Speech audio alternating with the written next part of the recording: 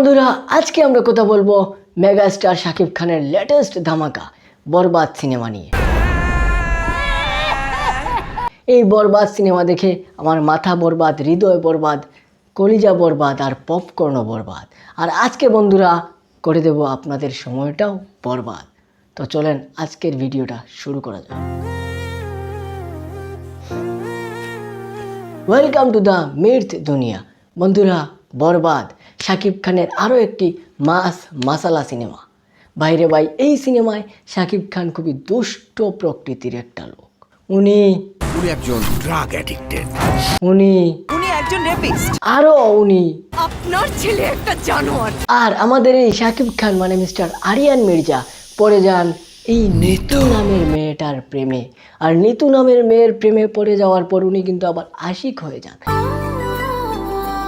আর আশিক হওয়ার পর নিতুর ফ্যামিলি কিন্তু ভাই শাকিব খানকে মেনে নেয় নাই। কারণ শাকিব খানকে ওনারা বলে, আপনি যত বড়ই বড় লোক হয়ে যান, যত বড়ই টাউট হয়ে যান, যত বড়ই বাটপার হয়ে যান, কিন্তু আপনি আসলে খুবই দুষ্ট প্রকৃতির লোক, যার কারণে আমার মেয়ের সাথে আপনার বিবাহ আমি দেব না। আর তখনই শাকিব খান নেশার জগতে ঢুকে যান, হতাশ হয়ে যান। আর উনার চামচা মিস্টার জিল্লুকে বলেন, এই জিল্লু, আর এই ডায়লগটা বন্ধুরা এতটাই হিট হয় যে আমার বন্ধুরা এখন আমাকে বলে, ওই মামুন চা দে। এই সিনেমার গল্পটা যদি এক কথায় বলে দিতে হয়, অ্যাকশন, মাসালা, ড্রামা, রোমান্স মিলে সিনেমাটা একটা খাঁটি বিরিয়ানি, তবে একটু মশলা বেশি। ঠিক। শাকিব খানের পারফরমেন্স নিয়ে যদি কথা বলতে হয় ভাই, শাকিব খান পর্দায় আগুন। বাইরে ভাই একাই 20, 30, 40, 50 জনকে মেরে হুতিয়ে ফেলে দিচ্ছেন ভাই। অ্যাকশন সিনে যখন আসতেছেন পুরা ভয়ঙ্কর, রোমান্টিক সিনে যখন আসতেছেন ভাই পুরাই মায়াবী এক লুকে দেখা দিচ্ছেন।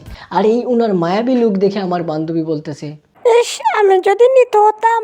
একজন বান্দা নিজের এই লেডিস রূপ, ভাইয়েরা আপনারা দেখতে পাচ্ছেন নিজের এই লেডিস রূপ থেকে কিভাবে ট্রানজ্যাকশন করে নিজেকে কিভাবে ছাড়িয়ে নিয়ে গেছেন এইরকম একটা লুকে।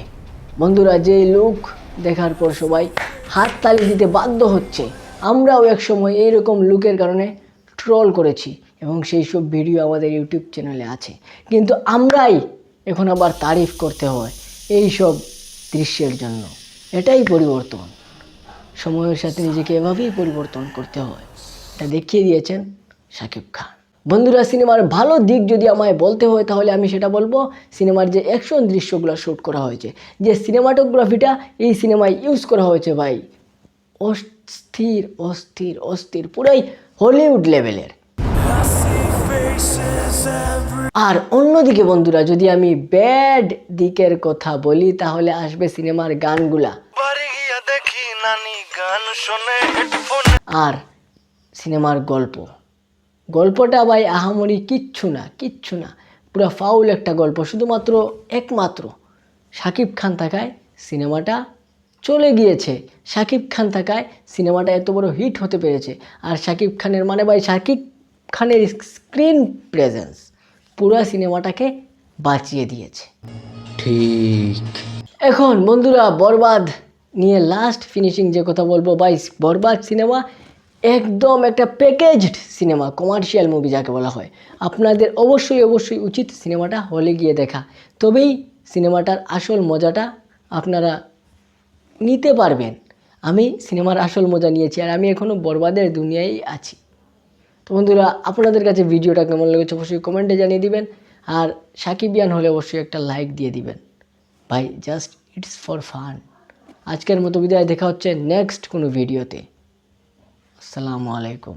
ততক্ষণ বরবাদ হয়ে যান।